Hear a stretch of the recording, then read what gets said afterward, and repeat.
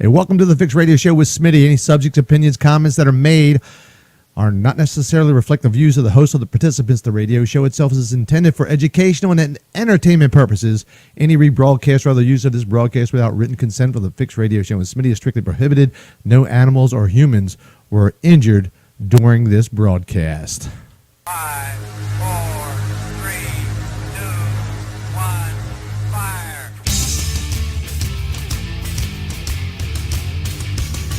Welcome to the Fix Radio Show with Smitty.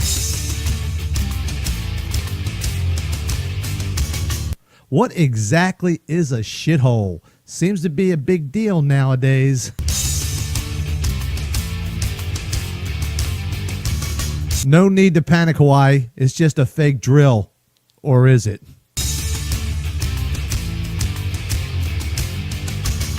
Hey, what can I say? I got a woman stays drunk all the time. Come on, nation, let's get started.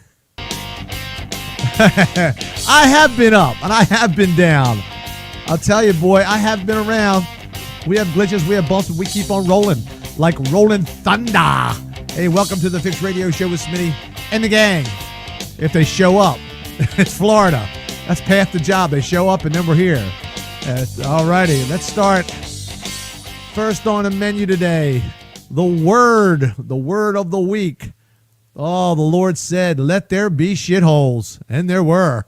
Yep, just a little known biblical fact knowledge that maybe could be up for debate. That is from the ancient Spanish scroll, the book of Toro Mierda. Regardless, the word itself is explanatory, and we all know what a shithole is. Yep, they reported that the president made these remarks about a country that he allegedly called a shithole, and one of those was Haiti.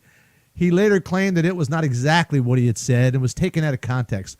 Well, personally, I don't care, and the left has really reaching itself for what they say is a massive story here. So let me help clear this up. Shithole, okay? A place that stinks and it's irreprehensible. That could be almost any place. Hell, I know places in the USA that are shitholes. And not only by my account either. Many of us know them. Just a few blocks away from the White House, it can be turned into a real shithole. Some people call that Congress. I call it Capitol Hill. Hell, there are places all over this great country that are shitholes. South side of Chicago comes to mind, or maybe Cherry Hill in Baltimore. Slums and run over inner cities that are just terrible. And many, many more places.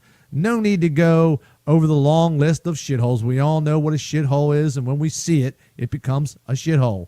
You must remember, this has no bearing on the people of Haiti. None, absolutely at all. In fact, it's a tribute to those people that survived the tough environment and all the disasters. They still have had to deal with the corporate government that is corrupt, and that's on top of all the other crap that they've had to deal with. Those people in Haiti and other shithole countries are tough survivalists. They have to be. They make it there, don't they? I wouldn't make it there. Hell, I need my Starbucks. I need my air conditioning. I need my DirecTV, my sofa. I need my NFL. Let's face it, most of us would never make it in those countries. Sure, there are some nice areas that the 0.5% still control in those shithole countries. We're not talking about those areas. These are so-called shithole countries that have no real resources, no foundation, no infrastructure, no education system, and the lack of the ability to manage their own money. Why? Corruption. Don't get me wrong. They have money. Remember when we dumped $13 to $15 billion into Haiti to help them rebuild? I do. Well, what do they have to show for it now? Nothing. We know where the money went. Clinton. All the fake set-up accounts and laundering those pesos, fake companies, corruption is what sucked out that money hole dry. You just can't throw $15 million or $1 billion and act like it was just all fixed up. It wasn't. So if the president is wrong and you think Haiti is such a great place, or perhaps the south side of Chicago, why don't you guys just save up your money and go to the next vacation? Take your family out and spend a week on that lovely island called Haiti and walk the streets on a warm summer night in lovely South Chicago. Yep, and tell me it ain't a shithole. Hey, wake up, America. Stop being baited by the press. As for me, I know where my shithole is. Do you? Mm-hmm. All righty. Well, look, let's move on to our next topic. Ever hear your mom say or your dad say, hey, stop crying, wolf? Huh? I do. Well, here's a warm and touching story that can touch us all. No, not Harvey Weinstein touching us. A nuclear war. What a nice thought, huh? An emergency alert notification sent out Saturday claiming ballistic missile threat was inbound to Hawaii was a false alarm, according to the state leaders and emergency officials. Whoops, my bad. Just checking, just joking around, guys. The mass text alert said, ballistic missile threat inbound to Hawaii. Seek immediate shelter. This is not a drill, the emergency alert read. While the message caused concern on the social media, the Hawaii Office of Emergency Management quickly responded on Twitter saying, no mas, no mas, no missile threat to Hawaii.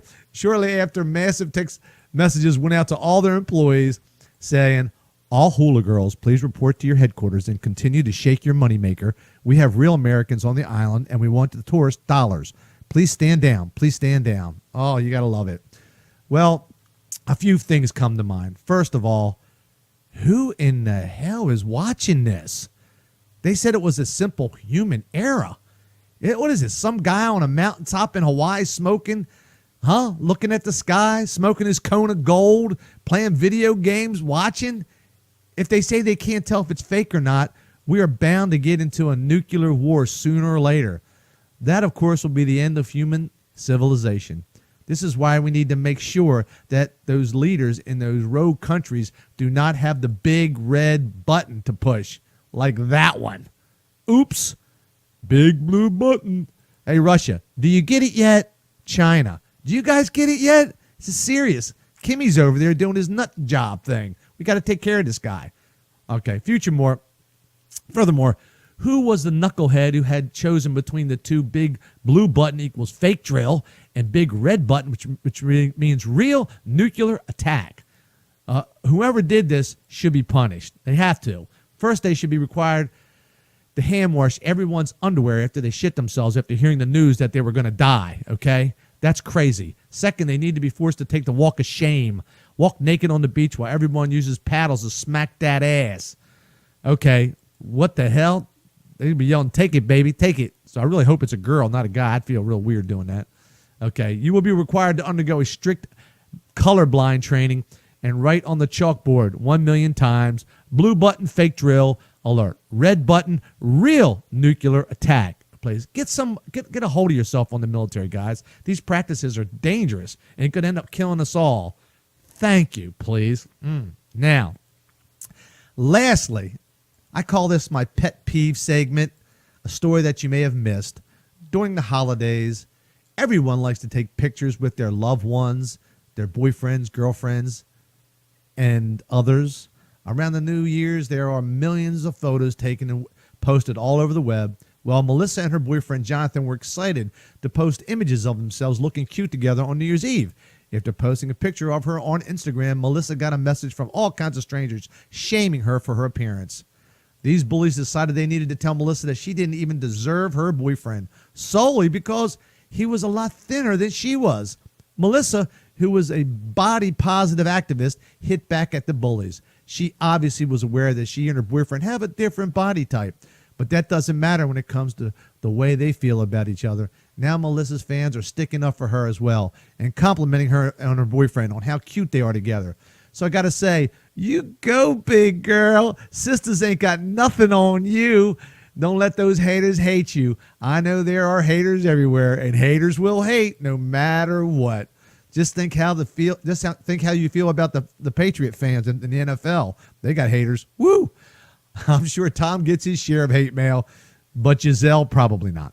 Guys, remember, big girls need loving too, and there's some serious gamers. Besides, it's obvious she can take some approved abuse from you, if you know what I mean. Melissa, they just want to break you up. Don't let them. Don't let them. So, guys, next time you're out clubbing, hit up on them big girls. Don't let them float around. At worst, you can get a little play in the car. Nothing wrong with a little kitten clean. Shout out.